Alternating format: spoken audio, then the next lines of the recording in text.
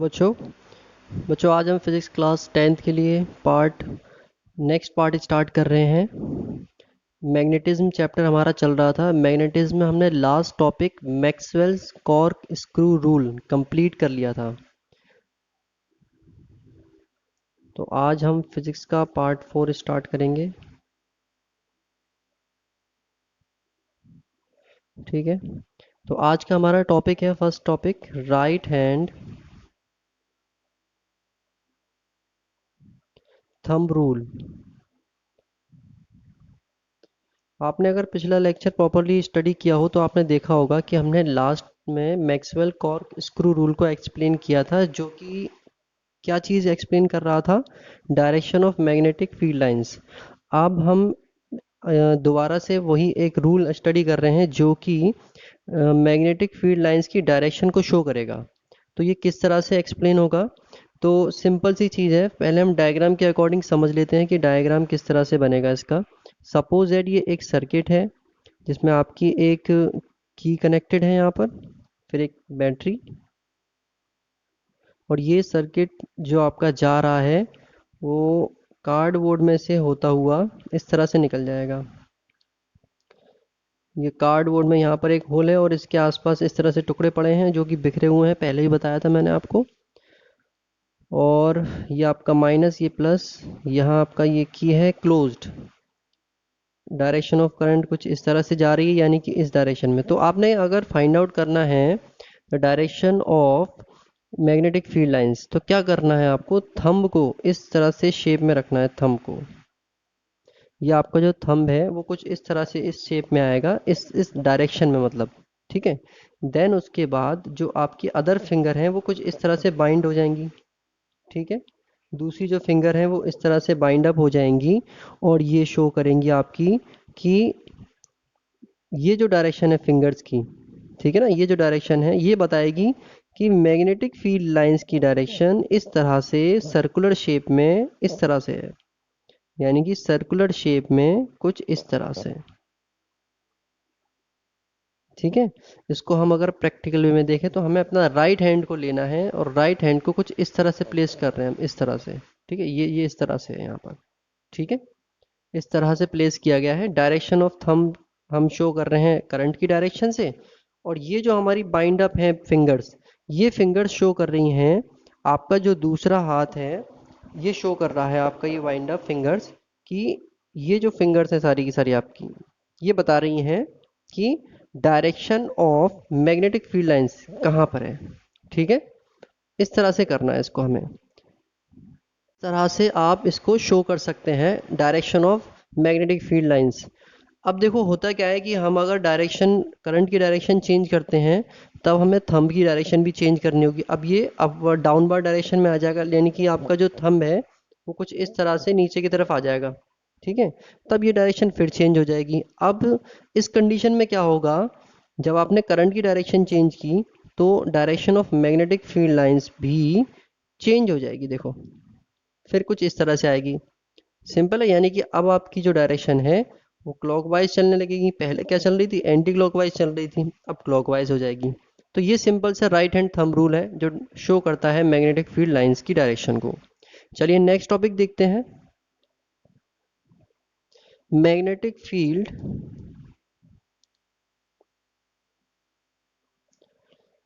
Magnetic field due to current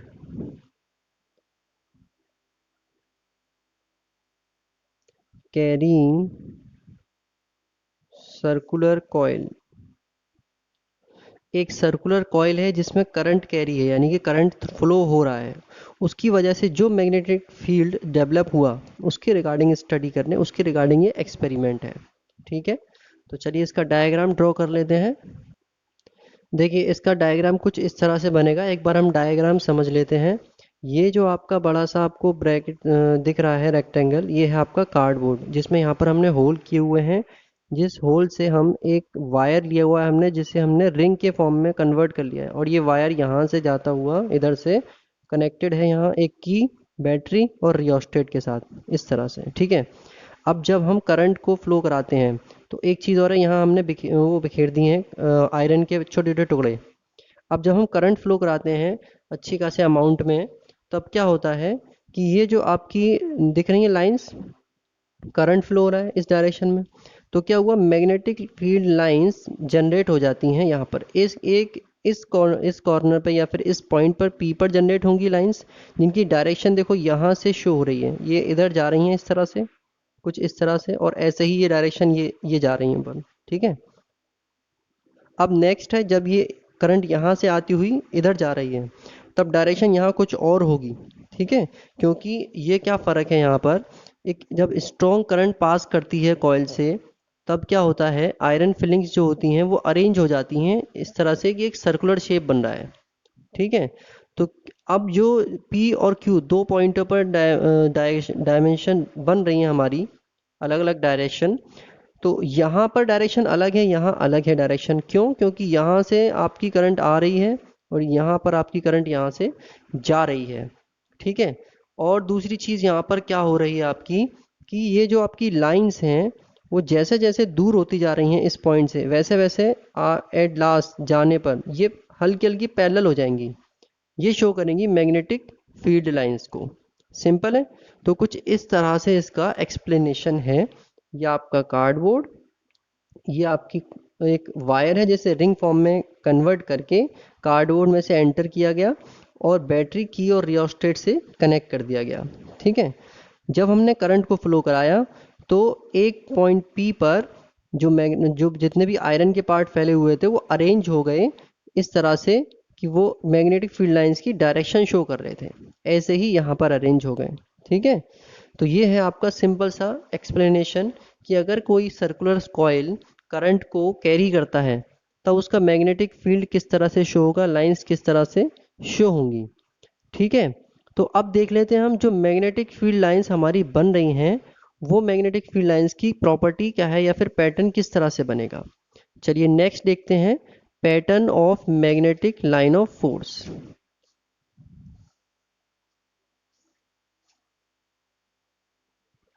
देखो अभी हमने डायग्राम देखा था मैग्नेटिक फील्ड लाइंस का। तो मैग्नेटिक फील्ड लाइंस के डायग्राम में हमने एक चीज़ देखी थी कि इसकी प्रॉपर्टी क्या रही, कि ये जो है मैग्नेटिक लाइंस, फोर्स की मैग्नेटिक लाइंस थी, वो सर्कुलर थी वायर के साथ। ठीक है। तो इसे हम किस तरह से लिखेंगे,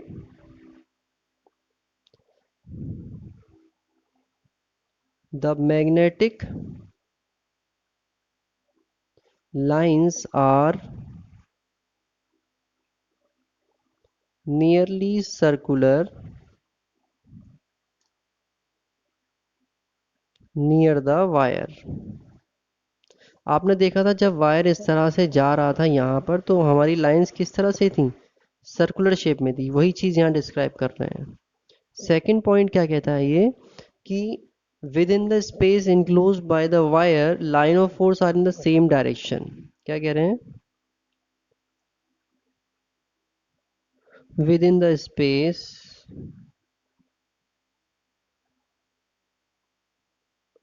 enclosed by wire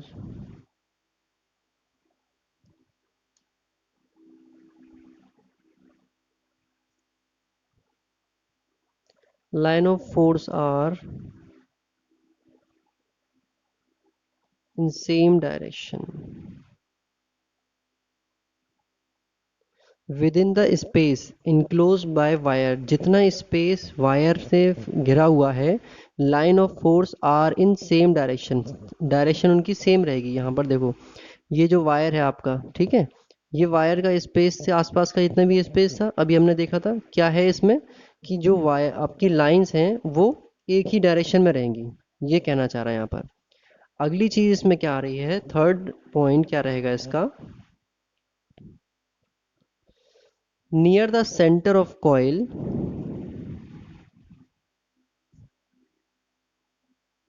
near the center of coil line of force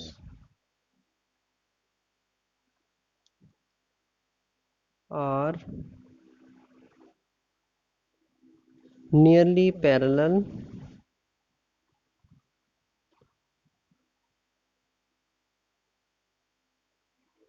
and magnetic field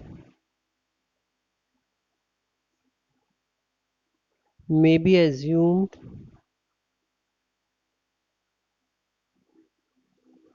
to be practically uniform for small space.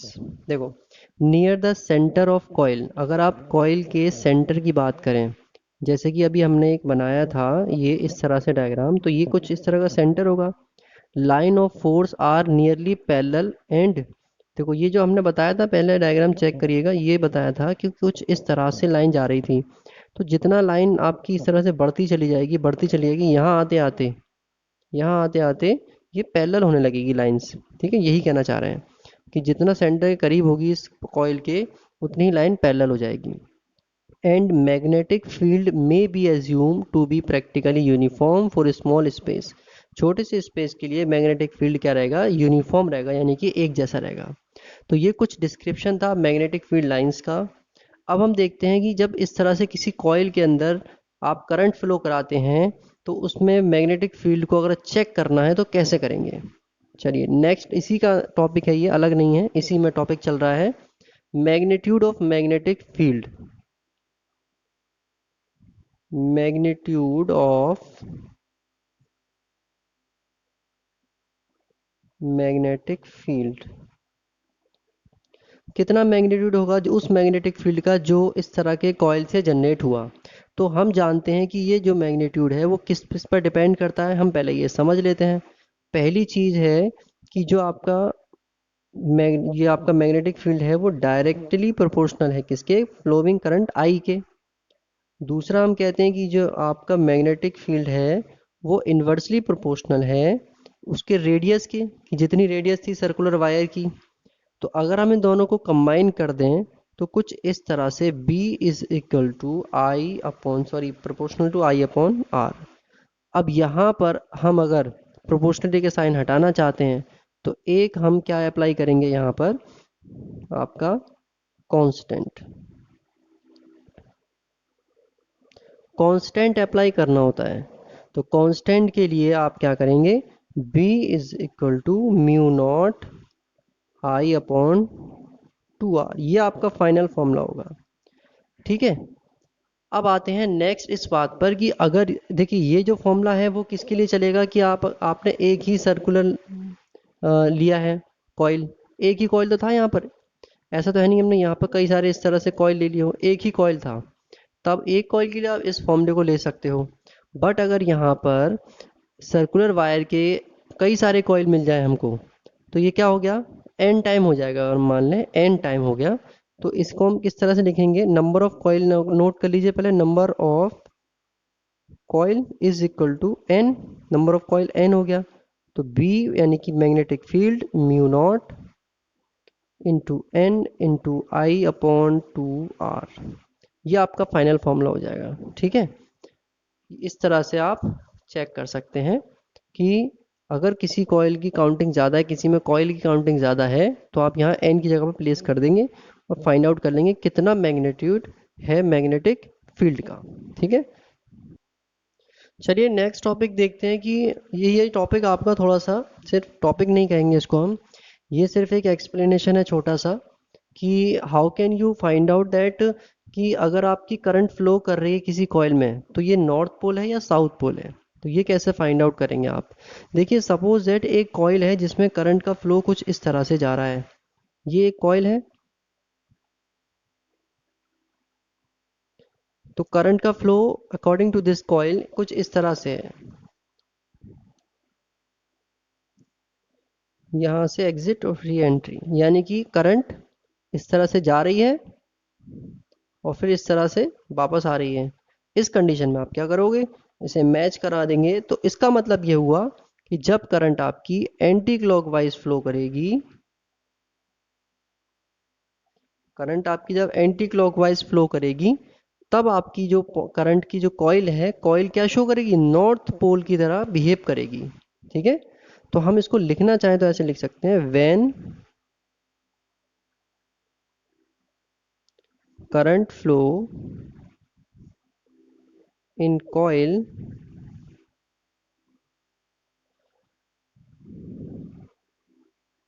in the direction of anti-clockwise, then it means coil. It means coil behaves as north pole. ठीक है, तो ये कैसा behave करेगा? North pole की तरह। अब कुछ इसी तरह से अगर हम ये डायरेक्शन हम चेंज कर दें, जैसे कि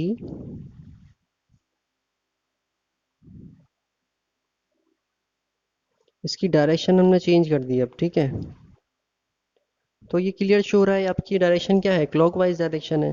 तो इसका मतलब क्या हुआ, ये कुछ इस तरह से जाएगा और कुछ इस तरह से जाएगा। ठीक है, तो अगर हम इसे डिनोट करना चाहें तो इस तरह से डिनोट कर सकते हैं, और ये इस तरह से शो करेगा, साउथ पोल की तरह बिहेव करेगा अब ये। और डायरेक्शन क्या है करंट की, क्लॉकवाइज। क्लॉकवाइज डायरेक्शन में जब भी करंट फ्लो करेगा तो जो आपका कॉइल है वो साउथ पोल की तरह बिहेव करेगा। ये चीज़ हमें इसी तरीके से नोट कर सकते हैं हम इसको, when current flow in coil in the direction of clockwise, ठीक है, एंटी की जगह क्लॉकवाइज, देन इट यानी कॉइल बिहेव एज नॉर्थ की जगह साउथ पोल। ठीक है, इसको आप लिखना चाहो तो लिख सकते हो इस तरीके से। तो आई होप ये अच्छे से आपको समझ में आया होगा आज का लेक्चर। अब कल के लेक्चर में हम लोग कुछ इंपॉर्टेंट पॉइंट स्टडी करने वाले हैं, जिससे कि आपको और चीज़ें समझ में आएंगी अच्छे से। अभी उम्मीद करता हूँ कि आप अच्छे से पढ़ रहे होंगे, अच्छे से समझ रहे होंगे, जहाँ कोई दिक्कत हो आप पूछ सकते हैं। चलिए मिलते हैं अगले लेक्चर में, तब तक के लिए stay home, stay safe, have a nice day.